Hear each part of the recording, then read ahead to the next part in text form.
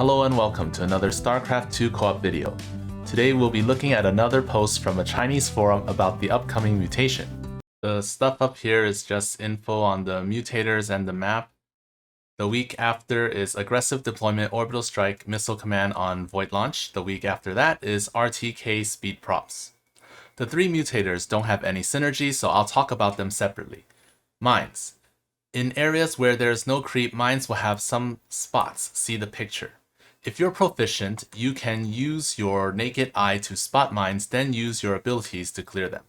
So if you look at the picture here, you can see that there are some spots. It's kind of dark, but then you can see the spots with the Widow mines. Okay. The Infested and Amon don't share vision, so invisible units can safely clear mines as long as they haven't been spat on by a queen or followed by a detector from an attack wave. Mines can spawn near a ship or the expo area. If the ship is triggered and there are mines nearby, those mines will instantly delete that ship. As such, the pacing is a bit rushed. If you can, one person should be responsible for defending the ship while another clears the mines and encampments. When reinforcing units, beware of the path you take. Don't F2 into an uncleared minefield and then get wrecked by a Widow mine. Lava Burst. Lava Burst will only spawn on ground near your units, so when defending a ship, air units can hold position above unpathable terrain to avoid Lava Burst. Ground units need to dodge Lava Burst while clearing zombies in a narrow space near the ship, which is quite tough. Zerg commanders should spread overlords to unpathable terrain around the map. As long as there are enough units scattered across the map, the pressure from Lava Bursts will be significantly reduced. You can do the same thing with observers. Scorched Earth. This primarily affects structures that have broodlings in them, not sure what that is, and melee units holding the line. Broodlords aren't particularly good at holding the line. For ground units, it's even worse. However, if you don't want to hold position over high ground, you need to make broodlords. You just need something else to hold the line. Before a ship is triggered, the fires don't damage it. However, after it is triggered, it will take 100 plus damage every 7 seconds. Try not to let melee units fight near the ship. Recommended commanders, Manx P1. Just like last week, he is the most unreasonable. In a good way, make 6 to 8 ESOs in the beginning, then smash mines starting from the area near the ship and work your way out. Then drop bunkers and a small number of troopers to defend the ship. After making your expo, make ESOs in the center and get the amplified radio wave upgrades for blimps. It works for the units generating mandate inside blimps. So, this is a side note, hovering a blimp over ESO doesn't generate mandate from the dudes inside them.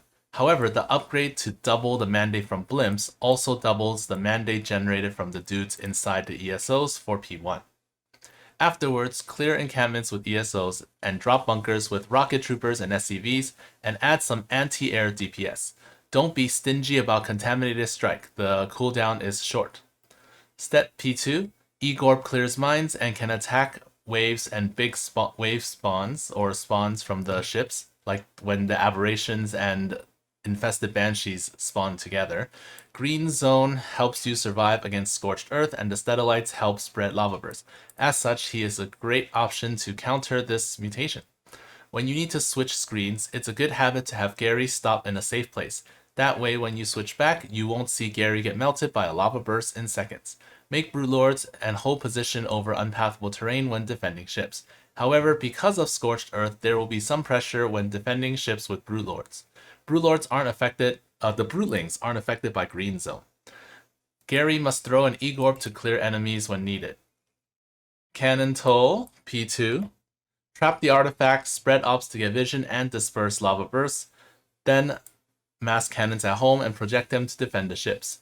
Zeratul can take an ops with him to clear mines. For Zeratul himself, there's no need to clear any mines except the ones near the ships. If a ship is about to panic launch but you weren't able to clear the mines in time, you can send an ops around the back and then drop the yellow avatar to devolve the mines into weak units. Other commanders. Best if you can see mines with your naked eye. Tychus P1, max medevac mastery. Sirius first, then 3 medevac platforms, then Nux. Keep throwing Tychus's grenade and Sirius's turrets to clear mines in your way. Get Nakara 4th for heals and detection. Then get Nux's ult gear. Lastly, get Blaze if the top right ship isn't destroyed or if the first ship was destroyed. Or Rattlesnake. If you are soloing, you might not have enough firepower for the third ship. Odin has to dodge lava bursts and use his chunkiness to tank. If the ramps to the expo ship are full of mines, wait for your ally. That's how I lost in a mutation 2 weeks ago. For Lone Wolf, wait for this guy SD. I can't maintain the Lone Wolf buff and dodge lava bursts in such a small area near the ship, not to mention the need to switch screens to defend multiple fronts. Nova P1, get detection quick, then make a starport make more ravens than usual. Nova can defend the first ship alone. Afterwards, Liberators can siege over unpathable terrain near the ship, throw down turrets, and use airstrike when necessary. Like Zeratol, Nova can clear mines safely when cloaked. Guaranteed that she won't get blown up while going up the ramp to the expo, but it's not very effective. Shotgun mode range is the range for shotgun mode is clearly larger. When you upgrade the shotgun range, the indicator doesn't get upgraded. If you're proficient, you can consider using shotgun mode to clear mines. Tahaka P2, one of the two paths to the natural must be free of mines, or else you have to get carried by your ally or let the first ship go. Afterwards, rely on primal worms to clear mines. Hold position guardians over unpathable terrain when defending ships. Summon a pack leader when needed. Be careful not to let the pack leaders get wrecked instantly by lava bursts. Side note, this is about the code, so I'm not sure about this stuff. In the code for the lava burst mutator, it says that places that are within 1 unit of any building are excluded from possible spawn points, and the designers forgot that this is determined from the center. There is a range where lava burst deals damage. As a result, this means even the smallest sized building, the sensor tower, will get burned by lava bursts, and this shows that the judgment is unclear. During testing, only things as small as the marine can avoid the effects of lava bursts after they were given the structure tag. Okay. This is not death from below, this is death from electric blanket. Those that walk on the ground will suffer, not to mention that they also have to clear mines. Stepping on fires for too long when defending a ship will also hurt. Maybe use the Viper trick on the ships might be more fun. Haven't played Kerrigan in a while. Next week I'll use P3 and make Brewlords and Infestors and have them add units. You definitely haven't played Kerrigan in a while. So response to above, Kerrigan is probably a weaker Stedman this week. Stedman can clear mines with an E-Gorb, which travels a long distance. Kerrigan can use lightning, which doesn't need vision to clear mines. Both Kerrigan's and Stedman's Brewlords can hold position over unpathable terrain, but they can't serve as tanks because of Scorched Earth. And Stedman's E-Gorb can clear an area with one button. Kerrigan P2 needs to do all sorts of fancy micro to clear mines, and they might not even be fully cleared. As such, you need to make a lot of Omega Worms to stall.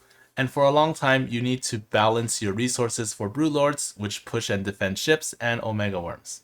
Meanwhile, Stedman also has full vision of the map with Stedalites, dispersing lava bursts effectiveness. Next one. This is a classic this week. Rainer Raining Medics. Hey bro, I want to ask, will Scorched Earth and Lava Bursts burn Zeratol's cannons? Answer, yes, so keep your cannons at home and project them in groups. Will Abathur's Viper trick work here? If you do this, you just need to deal with air. I want to try Manx P1 this week. I'll get tired easily from playing Zeratol so much. Yes, it works, just pull the ships to unpathable terrain and then defend against air. However, by default, we don't need to mention these banned tricks for official mutations. Although it's not difficult, this mutation beat me silly back then. Most strong defensive units are ground units. Eat until you're full. Back then, I had question marks all over my face when I used the 3 free commanders, which indirectly led me to buying Tychus since I didn't buy Dahaka. That's because Zerg dies too quickly in the fires. A game where you experience multitasking on multiple fronts. And that's it for this post. What advice do you have for this mutation? Comment it down below and I'll see you next time.